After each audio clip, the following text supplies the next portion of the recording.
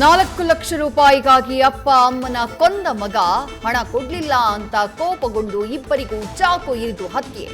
ಪೊಲೀಸರ ವಿಚಾರಣೆ ವೇಳೆ ಮಾನಸಿಕ ಅಸ್ವಸ್ಥನಂತೆ ವರ್ತನೆ.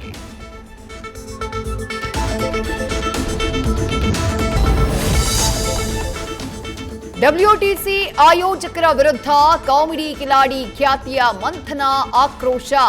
ಟೂರ್ನಿಯಲ್ಲಿ ಭಾಗವಹಿಸಿ ಮನೆಗೆ ತೆರಳುವಾಗ ಅಪಘಾತವಾದರೂ ಕೇರ್ ತಗೊಂಡಿಲ್ಲ. ಕಲಾವಿದರ ಬಗ್ಗೆ ಯಾಕೆ ನಿರ್ಲಕ್ಷ್ಯ ಅಂತ ಪ್ರಶ್ನೆ.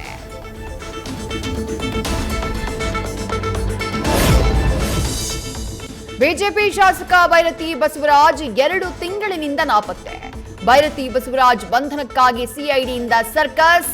ಸಿಐಡಿ ಪೊಲೀಸರ ಮೇಲೆ ರಾಜಕೀಯ ಒತ್ತಡ ಇರುವ ಶಂಕೆ. ಇನ್ಮುಂದೆ ಮನೆಯಲ್ಲಿ ಶ್ವಾನ ಸಾಕೋಕೂ ಬೇಕು ಲೈಸೆನ್ಸ್. ಹೊಸ ನಿಯಮಗಳನ್ನ ಜಾರಿಗೆ ತರೋಕೆ ಮುಂದಾದ ಜಿಬಿಎ. ಕ್ರೂರ ಸ್ವಭಾವದ ಶ್ವಾನ ಸಾಕುವಿಕೆಗೆ ನಿಷೇಧ ಹೇರೋಕೆ ಜಿಬಿಎ ಚಿಂತನೆ. ನ್ಯೂಸ್ ಫಸ್ಟ್ ನಿರ್ಭೀತಿಯಿಂದ ನಿಮ್ಮ ಪರವಾಗಿ.